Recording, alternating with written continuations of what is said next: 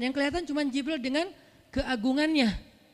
Itu belum Allah ya, baru ciptaan Allah. Jibril, salah satu makhluk Allah yang paling agung. Sehingga saking kerennya Jibril, Allah nggak menyebutnya dengan nama malaikat. Padahal golongannya malaikat, tapi Allah menyebutnya dengan Ruhul Quds, Roh Kudus, yaitu Jibril. Nah ketika ketemu dengan Maryam, Jibril bermisal itu menjelma sebagai basyaran sawiyah, cowok keren banget. Saking kerennya Jibril, Umar aja terkesima ngeliat Jibril. Pernah Jibril datang ngajarin iman, Islam, ihsan kepada Nabi Muhammad, dan Umar ngelihat Jibril terkesima, nggak bisa ngomong, diam aja, benar-benar speechless banget nih Umar. Jibril udah pulang, baru Nabi nanya, Umar tahu nggak itu siapa? Hah, apa Rasul? Gitu. Saking masih kayak terkesima, apa Rasul? Tahu nggak barusan siapa? Siapa ya Rasulullah? Saya nggak kenal orang itu, kok keren banget. Kata Rasul, itulah Jibril. Masya Allah, itu Jibril. Ya Alhamdulillah bisa ngeliat Jibril langsung, tahu gitu tadi. Gitu ya. Kalau bahasa kita mah udah langsung pengen foto-foto kan sama Jibril. Kebayang nggak cowok sekarang lihat Jibril? Baru lihat apa artis Korea aja kita udah kayak gimana kan, BTS atau apa, udah segala macam, udah guling-guling, udah gigit jari, baru BTS doang. Kadang-kadang nggak ngeliat BTS langsung, cuma lihat di TV doang udah aku nggak bisa gini, aku nggak bisa gitu kan ya. Belum ketemu Jibril loh. Jadi nggak ada lah artis sekeren Jibril.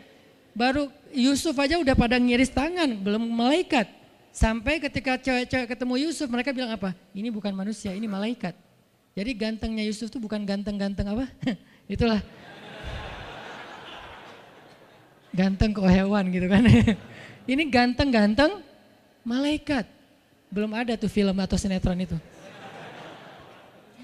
Yusuf itu ganteng-ganteng ganteng-gantengnya tuh malaikat, levelnya tuh level malaikat. Jadi kalau ada Jibril, ada Yusuf kayak, nih yang mana Yusuf, mana Jibril ya? Keren dua-duanya. Nah Jibril datang ketemu Maryam bukan di atas panggung rame-rame. Berdua coba, intimate banget kan. Kalau di atas panggung teriak-teriak gak keren lah, biasa aja. Ini tuh berdua, private banget. Di satu ruang kecil, berdua gak ada yang tahu, tiba-tiba Jibril berdiri di depan Maryam, senyum dengan khas senyumnya malaikat yang mematikan gitu. Maryam pas buka mata lagi zikir ngelihat Jibril depan matanya keren banget. Langsung Maryam bilang apa? A'udzubillah. Wibawa banget kan Maryam? A'udzubirrahmani minka in kunta taqiyya. Jadi emang elegan sih orang-orang soleh itu. Dia langsung nunduk, dia bilang A'udzubirrahmani minka in kunta taqiyya. Aku berlindung kepada Allah yang Maha Rahman. Kenapa ngomongnya Rahman? Karena keren. Kalau enggak keren, a'udzubillah. Karena keren, A'udzubirrahman. Tapi masih ta'awuz, cuman pakainya Rahman. Karena Allah tuh maha pengasih yang udah bikin kamu tuh keren. Diksinya luar biasa ya. Maryam gak bilang, A'udzubillahi minasyaitonirrajim. Enggak, ini enggak layak dibilang syaiton, ini terlalu keren. Jadi gak bisa A'udzubillah, A'udzubirrahman. Berarti Maryam itu pinter. Sampai dia bisa memilih diksi Asma'ullahil Husna. Dia nggak pakai diksi Allah, dia pakai diksi Ar-Rahman. Karena yang datang itu wajahnya tuh wajah orang baik, tapi keren. Akhirnya, A'udzubirrahmani minka in kunta taqiyya, kata Maryam. Jibril juga elegan, faham maksud Maryam. Maksudnya, kamu siapa? Itu pertanyaannya. Maryam nggak nanya, kamu siapa ya? Enggak gitu. Kan gaya culun-culun kayak caper gitu kan. Kamu siapa ya? Aku ada salah sama kamu. Enggak gitu sih Maryam ngomongnya. Saking elegannya Maryam, dia nanya kamu siapa tapi pakai kalimat zikir. Keren gak sih? Kita kadang-kadang zikir, A'udzubirrahmani minka in kunta taqiyya. Artinya apa Mbak? Sama-sama gak elegan ya. Kalau Maryam sama Jibril dua-duanya elegan. Bahasa orang elegan itu emang banyak kode sih. Jadi kita mah yang polos-polos kayak gini, yang remeh-remeh rempeyek gak jelas gini, ya nggak akan paham kalau nggak baca tafsir. Makanya kalau mau theater of mind, baca Quran itu pakai tafsir, pakai kisah, baru kita ngerti kondisinya. Oh gitu banget ya, dahsyat banget ya kejadian waktu itu. Jibril datang dengan wujud yang kerennya. Maryam pengen nanya, kamu siapa? Kok tiba-tiba masuk ruangan saya? Tapi bahasanya, A'udzubirrahmani minka in kunta taqiyya. Aku berlindung kepada Allah yang maha baik darimu kalau kamu takut kepada Allah. Maksudnya kamu siapa? Takut gak kamu sama Allah? Baru Jibril mengatakan, saya adalah utusan Allah, berarti malaikat, untuk memberi kabar kepadamu kalau kamu akan punya anak. Baru Maryam melihat, gimana saya punya anak? Ya udah ada obrolan nih. Dan mereka udah biasa aja, oh Jibril saya kira siapa, udahlah nggak mungkin. Artinya udah kayak gitu nih kesolehan Maryam. Artinya Maryam itu orang yang sangat peka banget, perasaannya dalam banget. Terus nanti ketika Maryam melahirkan anak, tahu nggak kata-kata Maryam apa? Ya laitani mittu qabla hadza wa kuntu nasyam mansiya. Saat Maryam merasakan sakitnya kontraksi, mau melahirkan Isa, Maryam itu sambil kontraksi sambil bilang, ya laitani mittu qabla hadza wa kuntu nasyan mansiya. Aduhai seandainya saya mati aja sebelum kejadian ini dan saya dilupakan oleh manusia seolah-olah saya tidak pernah ada. Kenapa Maryam ngomong kayak gini? Maryam ngebayangin betapa malunya dia nanti kalau harus membawa bayinya ketemu Bani Israel yang pada bawel. Bani Israel itu terkenal kaum yang paling bawel. Bawelnya banget. Kalau kita baca Al-Baqarah itu isinya kebawelan Bani Israel. Kata Nabi Musa, sembelihlah Al-Baqarah. Al-Baqarah itu kan banyak, yang warna apa? Cari yang warnanya bersih. Yang bersih kan juga ada belang-belangnya nggak dikit. Terus yang beratnya berapa kilo, yang dari mana, dari Bali atau NTB atau dari mana? Bawel banget. Udahlah cari aja seekor sapi, sembelih beres. Tapi nanya lagi, bertele-tele. Itulah Bani Israel. Dan Maryam tahu banget karakter kaumnya. Jangankan dengan fitnah kayak gini nih, ketemu Nabi yang udah menyampaikan hal yang benar aja, itu di debatnya tuh habis-habisan.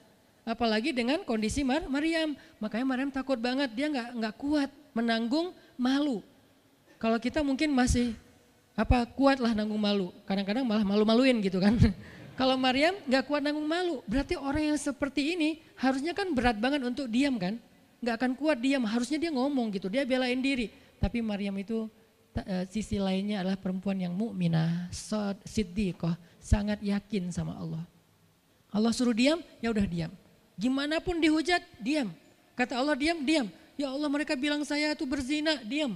Ya Allah bilang ini anak haram, ini anak saya nih, anak yang mulia. Anak yang satu-satunya ketika lahir nggak disentuh setan di antara manusia loh.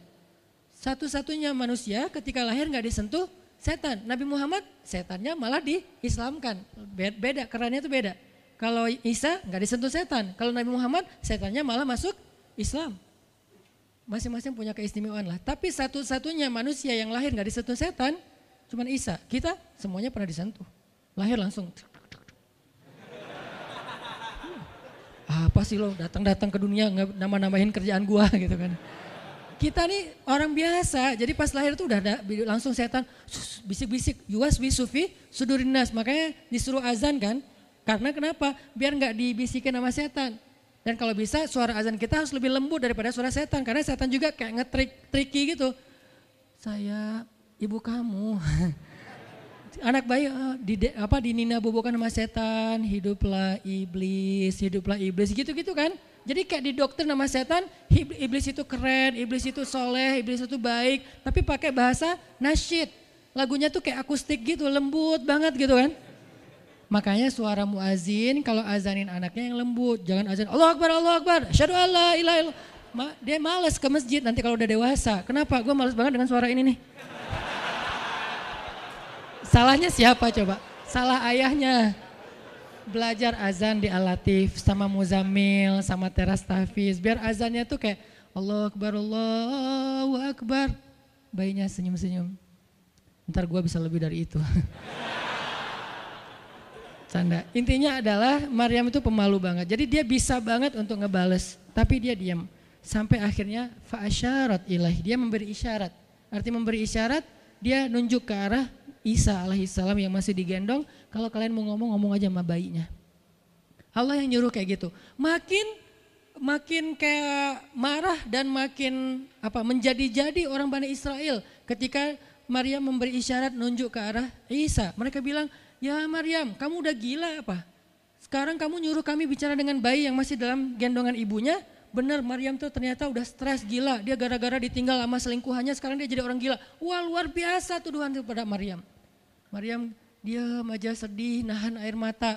Tapi bukan emotikon yang menggenang air mata di sini ya. Nahan aja air mata sampai kemudian Allah datangkan keajaiban, jadikan bayinya bicara. Qala, Isa bicara. Panjang lagi omongannya Isa.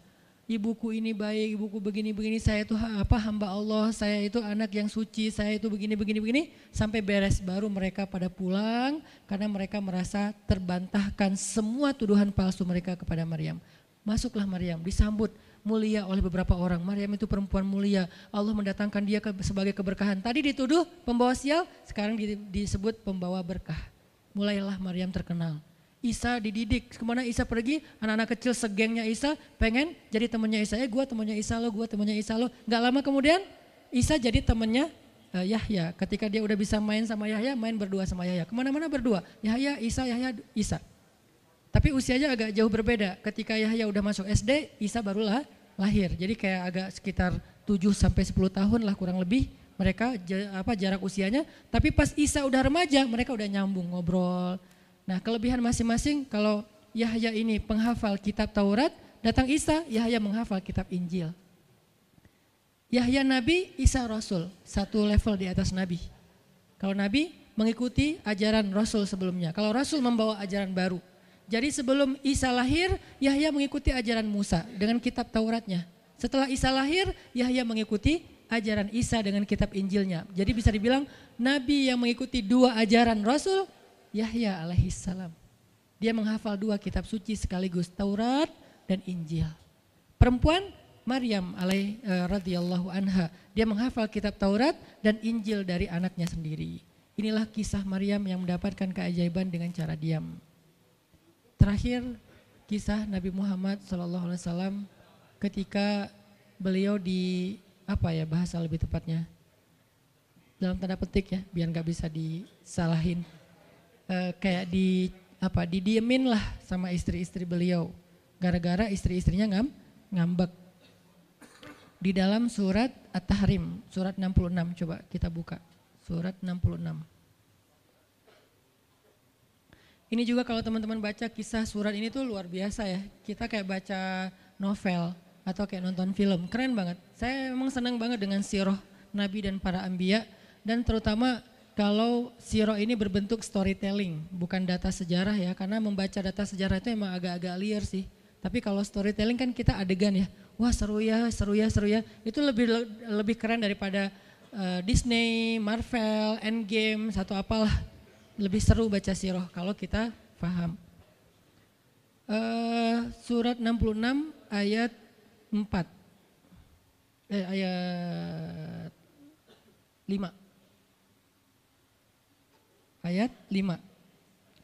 Itu tuh ceritanya, saya langsung ke ceritanya aja. Ceritanya kan waktu itu Nabi itu punya kebiasaan kalau habis asar sampai maghrib, Nabi ngapain pertanyaannya? Apa sih yang dilakuin Nabi antara asar dengan maghrib? Ternyata kebiasaan Nabi di hari Jumat di hari-hari biasa antara asar dengan maghrib itu adalah keliling ke rumah-rumah istrinya. Antara asar dengan maghrib itu waktu family time lah, keliling antara rumah-rumah istrinya. Kalau nggak habis dalam satu hari, besok dilanjutin. Nah hari itu Nabi datang ke rumah Maria yang dari Mesir itu, istri beliau yang dari Mesir, Maria Kiptiyah, dan lama di rumah Maria, nggak pindah-pindah gitu. Sementara Hafsah sama Aisyah udah nungguin Nabi di rumahnya Aisyah berdua, karena emang Hafsah sama Aisyah ini kan ngegeng banget ya berdua ya. Kayak soulmate banget lah, walaupun sama-sama istri Nabi, tapi mereka kayak fair, berdua tuh nggak ada masalah. Kalau yang dengan yang lain mereka cemburu. Nungguin di rumah Aisyah, Hafsah, Nabi di rumah siapa sih sekarang? Kata Hafsah, di rumah Maria. Kok lama banget sih di rumah Maria, dikasih makan apa sih? Gak tahu tuh, dari tadi kita tungguin gak datang-datang, kan sesama cewek nih ngobrol. Lama gak datang-datang, menjelang maghrib Nabi baru datang. Aisyah udah agak bete nih, lama banget sih giliran di Maria aja datang lama, di rumah saya gak datang-datang. Begitu Nabi datang, tuh Nabi datang. Diam aja Aisyah sama Hafsah. Assalamualaikum. Waalaikumsalam. Kayak ngambek gitu kan. Kata Nabi, Aisyah kenapa? Hafsah kalian kenapa? Kata Aisyah, ya iyalah sedih. Kok di rumah Maria lama banget dikasih makan apa sih, enak ya? Kata Aisyah. Enggak makan apa-apa, cuma minum madu. Oh kata Hafsah, pantesan kok bau mulutnya gak enak. Pasti madunya gak benar tuh di sana tuh. Iya gak benar, jangan minum madu lagi kata Aisyah. Kata Nabi, ya udah mulai sekarang saya nggak akan minum madu lagi. Demi apa? Menyenangkan hati Aisyah. Aisyah langsung yes, Nabi nggak akan minum madu lagi demi saya. Berarti saya kan istimewa banget. Kenapa bisa istimewa? Karena aslinya Nabi itu hobi banget minum madu. Kayak saya mungkin senang minum kopi. Tapi demi istri, mulai sekarang saya nggak akan ngopi lagi. Kan istri saya ngerasa, wah demi aku tuh dia nggak mau ngopi lagi. Kan keren kan? Akhirnya Aisyah ngomong ke istri-istri yang lain, kalian tahu nggak? Kata Aisyah, kayak ngomong di grup gitu kan. Tapi grupnya bukan grup WhatsApp, grup mereka gitu. Kalian tahu nggak? Nabi sekarang nggak akan minum madu lagi loh. Kenapa? Karena aku. Wah keren ya Aisyah, istimewa banget ya. Sampai Nabi rela nggak minum madu, padahal madu itu baik. Nabi senang juga demi Aisyah, ya demi aku gitu. Akhirnya Aisyah bahagia. Allah nggak ridho. Begitu Nabi ngomong kayak gitu, Allah turunkan ayat pertama surat At-Tahrim. Ya ayuhan Nabi. Jibril langsung turun, ya Rasulullah ada pesan. Ada pesan tuh dari Allah. Kata Rasulullah, pesan apa Jibril? Nih, ya ayuhan Nabi. Lima tuharrimu ma ahallallahu lak tabtaghi mardhata azwajik. Kenapa engkau mengharamkan apa yang Allah sudah halalkan bagimu? Hanya pengen menyenangkan hati istrimu, wahai Rasul. Astagfirullah, salah ngomong saya. Mengharamkan yang Allah halalkan. Astagfirullah ya Allah, mulai sekarang saya akan minum madu lagi. Astagfirullah, maafin saya ya Allah. Jibril balik ke Allah, kasih tahu Nabi akan minum madu lagi. Nabi ngomong ke istri-istrinya, ngumpulin semuanya kecuali Aisyah. Semuanya dikumpulin. Ada Hafsah di situ. Wah istri-istriku, maaf ya aku salah ngomong kemarin depan Aisyah. Sekarang aku akan meralat, mulai sekarang aku akan minum madu lagi di rumah-rumah kalian. Jadi kalau sore aku lagi datang, siapkanlah madu seperti biasanya. Terus istri-istri Nabi ngerasa, Masya Allah Nabi sekarang minum madu lagi demi kita, gitu kan ya. Kan antara mereka kan saling pengen nunjukin siapa yang paling istimewa kan. Demi kita sekarang Nabi udah minum madu lagi, Nabi sampai meralat kata-katanya. Akhirnya ternyata kalimat itu sama Hafsah disampaikan ke Aisyah. Kalau bahasa sosmed kita di capture, di forward. Kan bahaya banget kan. Disampaikan ke Aisyah, Aisyah tuh lihat Nabi sekarang minum madu lagi loh. Demi siapa coba? Demi kami. Aisyah, innalillah, jadi Nabi gini. Cuman Aisyah gak sampai ngomong kayak kita, dasarnya cowok dimana aja sama gitu. Itu mah kata-kata cewek sekarang ya. Kalau Aisyah kan elegan kan gak ngomong gitu. Akhirnya pas Nabi datang Aisyah diam. Aisyah diam, kata Nabi, Aisyah kenapa? Aisyah kenapa? Oh jadi gitu, di belakang ternyata sekarang minum madu lagi. Hah? Nabi langsung datangin sama Jibril. Rasulullah tahu gak kenapa mereka rame-rame sekarang? Siapa yang ngasih tahu nih ke Aisyah? Jibril ternyata jadi penengah, makanya jangan macam-macam deh sama Nabi. Ada Jibril, ada Allah kan, susah gitu membuat rahasia. Tahu nggak Rasulullah kenapa Aisyah ngambek? Kenapa wahai Jibril? Gara-gara Hafsah ngebocorin rahasia Nabi kepada Aisyah. Oh ini kerjaan Hafsah kata Nabi. Oke, Hafsah. Panggil nih Hafsah. Dipanggil Hafsah, kata Nabi Hafsah, kamu udah membocorkan rahasia saya. Ini menurut sebagian tafsir. Memang ada banyak tafsir sih. Salah satu tafsirnya kayak gitu. Hafsah kamu udah membocorkan rahasia aku. Dan sekarang istri-istri pada ngambek. Istri yang lain juga ikut ngambek sekarang gara-gara Nabi kayak sekali minum madu, sekali gak minum madu. Yang lain pada diam semuanya. Datang ke rumah Ummu Salamah. Assalamualaikum Ummu Salamah, waalaikumsalam. Tadi kayak aku belum selesai jemuran, dah langsung pergi jemuran. Gak mau ngomong sama Nabi. Maria, assalamualaikum, waalaikumsalam. Kayaknya tadi aku lagi sibuk nyetrika deh. Jadi gak ada yang mau ngomong sama Nabi, diam semuanya. Nabi kan jadi sedih kan. Gara-gara siapa coba? Gara-gara Hafsah. Akhirnya Nabi bilang, Hafsah, aku kecewa banget dengan sikap kamu. Kamu gak jaga rahasia aku. Sekarang aku antar kamu pulangnya ke rumah Umar. Bahasa lainnya diceraikan. Hafsah dicerain sama Nabi. Kerennya Hafsah pas digituin, dia cuma nangis. Dia gak bilang, ya Rasulullah, Rasul tega nyerain saya, terus saya gimana? Gitu. Enggak. Rasulullah cuma masalah madu doang, cuma masalah capture dan saya forward doang kayak gitu langsung diceraikan. Tega banget sih Rasulullah. Rasulullah gak punya hati apa? Enggak. Hafsah tuh diam. Ini nih keajaiban diam yang lain ya. Diceraikan sama Nabi. Innalillah, astagfirullahaladzim. Hafsah yuk kita pulang ke rumah Umar. Iya ya Rasulullah, pulang aja. Baik banget nih Hafsah, soleha banget.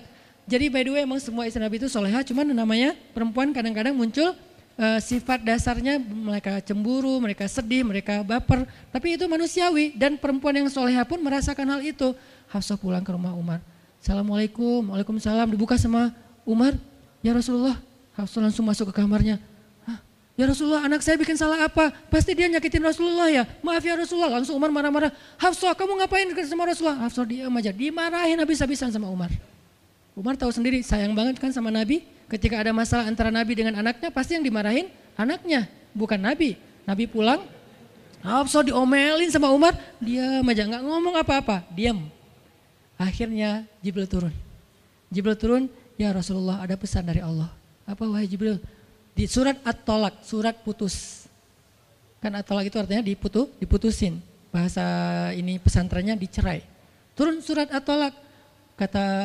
Kata Jibril, Allah nyuruh kamu raji'ha ya Rasulullah, raji'ha innaha qawwamah sawwamah fa innaha min azwajika fil jannah. Wahai Rasulullah, rujuk Hafsah, rujuk Hafsah.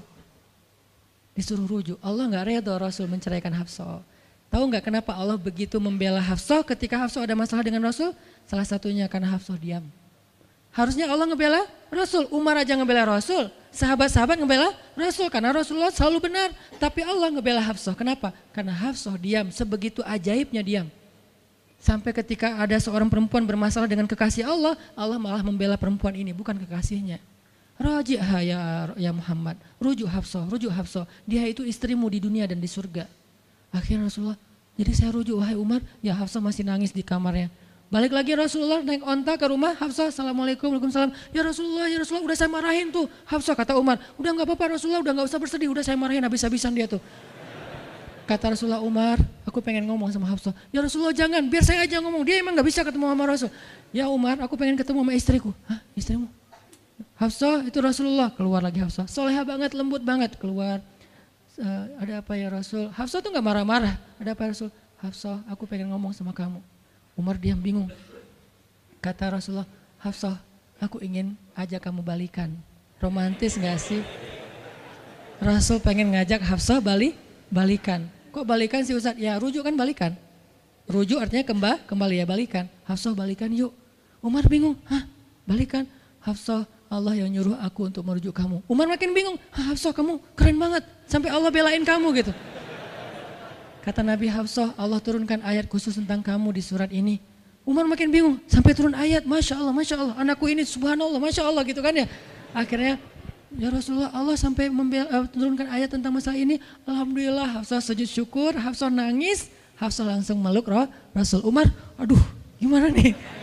Udah beres gitu, Hafsah dibawa pulang sama Rasul, boncengan berdua. Hafsah boncengan sama Rasul. Naiklah mereka, mobil mereka yang bermerek onta itu. Gimana cara pulangnya? Di depan rumah Umar, Rasulullah langsung berlutut, langsung ngasih tangan buat Hafsah. Hafsah megang tangan Nabi, injak lutut Nabi, naik ke atas onta. Itu tuh romantis banget. Lalu Rasulullah bonceng Hafsah. Tadi kan cerita Hafsah dicerai sama Nabi itu kan heboh di grupnya istri-istri Nabi kan. Hafsah dicerai loh. Jangan-jangan kita juga dicerai. Soalnya Nabi udah gak mau ngomong sama kita. Astagfirullah. Jadi grup Nabi, istri-istri Nabi itu pada khawatir kalau mereka juga sama nasibnya dengan Hafsah. Pada bingung. Tapi tiba-tiba mereka ngelihat Hafsah pulang ke rumahnya dibonceng Nabi. Itu tuh langsung trending loh. Istri-istri Nabi, tahu gak tuh Hafsah dirujuk sama Nabi sampai turun ayat di surat At-Talaq. Oh gitu. Wah Hafsah keren banget ya. Wah istri-istri Nabi pada cemburu pada Hafsah. Diturunkan Hafsah, yang lain pada ngintip Hafsah. Sampai masuk ke rumahnya, Nabi beres di rumah Hafsah, keluar masuk ke masjid, dia aja di masjid. Istri yang lain Nabi gak mau ngomong. Aisyah, Ummu Salamah, Saudah, Maria, Sofia, siapa lagi? Yang Zainab bintu Jahsy, semuanya Nabi diamin, gak mau diajak ngomong. Datang satu-satu, ya Rasulullah mau dibuatin minum apa? Astagfirullah, subhanallah. Datang lagi Aisyah, Rasulullah capek, subhanallah. Diam semuanya, nggak ada yang mau diajak ngomong sama Nabi. Udah mereka akhirnya pada pulang, bingung. Ya nasib kita gimana ya? Tanya ke Hafsah yuk. Sekarang Hafsah jadi kayak selebritinya. Hafsah, pada datang ke rumah Hafsah. Hafsah bantuin kita dong. Sampai Aisyah aja yang tadinya kayak bisa dibilang kayak pemimpin istri-istri Nabi kan. Aisyah paling cerdas, paling disayang sama Nabi. Sekarang Aisyah diam-diam ngomong, Hafsah bantuin dong, kita nih lagi digantung sama Nabi. Kata Hafsah sekarang kan kayak lagi di atas angin gitu. Kalian sih nyakitin Rasul, cie. Hafsah tuh kayak wah lagi masa-masanya Hafsah gitu kan. Hafsah gimana dong? Ya udah ngomong aja langsung sendiri. Rasulullah nggak mau ngomong sama kita. Ya udah coba minta tolong ke ayah kamu Aisyah, kan ayah kamu dekat sama Rasulullah. Akhirnya ngundang Abu Bakar, ya Abu Bakar baca deh tafsir dari ayat-ayat ini. Abu Bakar datang, ayah tolongin kami dong. Kenapa? Kami itu dianggurin sama Nabi, didiamin. digantung udah seminggu lebih. Jangan-jangan kami juga dicerai kayak Hafsah. Kalau Hafsah dicerai tapi udah dirujuk, kami gimana nasibnya? Akhirnya ya udah biar aku yang ngomong sama Rasul. Datanglah Abu Bakar ke masjid. Rasul lagi zikir. Ya Rasulullah, itu istri-istrimu mutus saya. Subhanallah, subhanallah, subhanallah. Ya Rasulullah, Masya Allah, Masya Allah, Masya Allah. Ya Rasulullah, la ilaha illallah. Abu Bakar aja Rasul gak mau ngomong sama dia. Padahal Abu Bakar itu udah paling akrab sama Nabi. Abu Bakar diam, gak bisa diajak ngomong nih. Abu Bakar balik lagi ke rumah istri-istri Nabi. Kata istri-istri Nabi, gimana Abu Bakar? Astagfirullah, innalillah, gimana kalau Abu Bakar aja gak bisa, gimana yang lain? Terus akhirnya datang lagi ke Hafsah. Hafsah bantuin dong, kita udah gak jelas nasibnya nih. Kata Hafsah, ya udah aku minta tolong ayahku ya. Hafsah masih kayak nggak mau langsung ke dia gitu. Ya udah aku minta tolong ayahku ya, panggillah Umar. Ayah bantuin mereka dong, nasib mereka sekarang lagi terkatung-katung gitu. Umar marah, kalian sih. Nah, tadi kan yang diomelin Hafsah kan, sekarang diomelin semua istri Nabi diomelin sama Umar. Dan salah satu kalimat omelannya Umar, itu tuh kerennya Umar sampai di-repost sama Allah, coba. Ada nggak manusia yang kata-katanya di-repost Allah? Nggak ada, cuman Umar. 2 kali kata-kata Umar di-repost oleh Allah. Arti di-repost apa? Ditayang ulang di Al-Quran. Kan repost itu berarti tayang ulang kan? Di-capture, langsung di-copy, paste, langsung ditayangin. Itu tuh kata-kata cuman Umar yang pernah digituin sama Allah. Kata-kata Umar apa? Ayat ke-5. Kata Umar, kalau kalian nggak minta maaf sama Nabi, Allah bisa aja mentalak kalian, menceraikan kalian dari Nabi, lalu menggantikan untuk Nabi istri yang lebih solehah, lebih hafizah, lebih bertaubat, lebih baik, lebih cantik, lebih perawan daripada kalian. Itu tuh kata Umar yang ada di ayat ke-5. Jadi bisa dibilang ayat ke-5 adalah ayat repostnya kata-kata Umar, saking kerennya Umar. Sampai Nabi pernah bilang kalau ada Nabi setelah aku, Umar lah orangnya, cuman gak ada Nabi setelah aku. Jadi kalau ada orang yang benci sama Umar, saya heran, dia baca sirah apa? Karena Umar tuh keren banget, Abu Bakar tuh keren banget. Kalau kita baca sirah mereka dahsyat tuh. Dan kalau ada yang bilang Umar sama Ali itu gak akur, aneh juga. Karena Ali memberi nama anaknya, yang pertama Abu Bakar, yang kedua Umar, yang ketiga Utsman. Ketika ditanya sama Umar, ya Abul Hasan kamu memberi nama mereka dengan nama-nama kami, kenapa? Kata Ali, aku berharap mereka jadi orang soleh seperti kalian. Terus gimana caranya Ali ngasih nama Umar sementara dia benci sama Umar? Gak mungkin dia benci, masa ngasih nama orang yang dibenci kan? Dek namanya siapa? Namrud. Kok Namrud sih? Kan ayah saya benci banget sama Namrud. Datang lagi, dek namanya siapa? Iblis. Kok iblis sih gitu kan ya? Gak mungkin lah. Ngasih nama anak pasti karena sayang. Kayak saya ngasih nama Aisyah, Maryam, Mutia, Yahya, Ertugrul. Itu karena emang saya ngefans dan ngidolain banget dengan nama-nama ini. Yahya, Ayyash, 3 tokoh di situ. Nabi Yahya, Ayyash sahabat Nabi, dan Yahya Ayyash mujahid Palestina. Jadi 3 tokoh sekaligus. Nabi Yahya saya ngidolain banget supaya Yahya jadi anak kecil yang seperti Nabi Yahya menghafal Quran. Kedua, Ayyash itu sahabat Nabi Muhammad. Kemudian yang ketiga, Yahya Ayyash sekaligus itu nama mujahid Palestina yang paling pintar ngerakit banyak senjata-senjata untuk ngelawan Israel. Dan dia dibunuh sama Israel, saking Israel benci sama Yahya Ayyash. Untuk membunuh Yahya Ayyash mereka ngebom 1 blok. Untuk membunuh Yahya Ayyash dan mudah-mudahan dia syahid dalam dalam kejadian itu. Artinya saya ngefans gitu, Ali juga kayak gitu. Balik lagi ke cerita tadi, akhirnya ngundang Umar. Umar datang ke Rasulullah. Ya Rasul, saya diutus istri-istrimu. Subhanallah, subhanallah. Ya Rasul, bicara dong, kasihan mereka kayak digantung.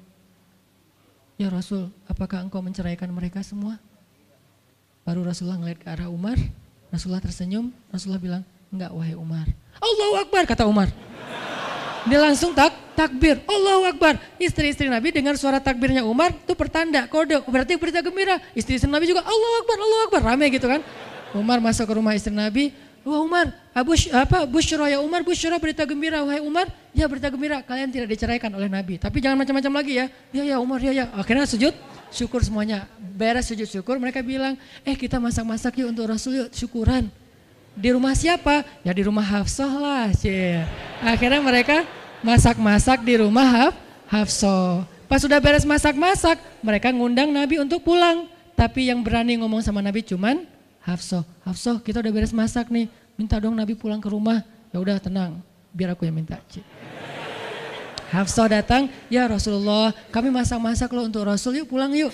Ya Hafsah, udah beres Nabi zikir, sujud, beliau balik sama Hafsah. Sampai ke rumah Nabi, teneng, udah selesai lah urusannya. Apa yang terjadi setelah itu Ustadz? Udah gak ada riwayatnya, jadi gak bisa diriwayatin. Pokoknya beres itu mereka pun hidup bahagia selamanya. Apa pelajarannya di sini? 2 orang di sini dapat keajaiban lewat diam. 1 Hafsah. Allah suruh rujuk gara-gara dia diam. Kedua Nabi, diam aja sambil zikir sampai akhirnya Allah beri pelajaran yang berharga. Istri-istrinya yang tadinya ngambek serentak semuanya insaf bahasa kita. Sadar dan mereka minta maaf kepada Rasulullah. Jadi kalau istri lagi ngambek, lagi ngomel, diam. Isilah diam kita dengan zikir. Tapi zikirnya bukan auzubillahi minasyaitonirrajim, auzubillah. Jangan, dia bukan setan. Dia hanya lagi ngambek. Subhanallah, Masya Allah, Alhamdulillah lah. Yang paling efek itu la haula wala quwata illa billah. Itu ngefek banget. Mudah-mudahan ini bisa menjadi penyemangat, motivasi untuk kita semuanya. Betapa kata as-samt, as-sukut, diam aja dalam Islam itu adalah kebaikan yang luar biasa dahsyat. Mudah-mudahan itu bisa jadi behavior, perilaku kita sehari-hari, perilaku kita di sosial media, perilaku kita di jalan, di rumah, dimanapun. Sehingga orang yang sudah hijrah, udah ngaji, mukmin harusnya bisa menjadikan diam sebagai bentuk pembelaan diri kalau dia ada masalah. Barakallahu fiikum, subhanakallahumma wa bihamdika, asyhadu an la ilaha illa anta, astaghfiruka wa atubu ilaik. Assalamualaikum warahmatullahi wabarakatuh.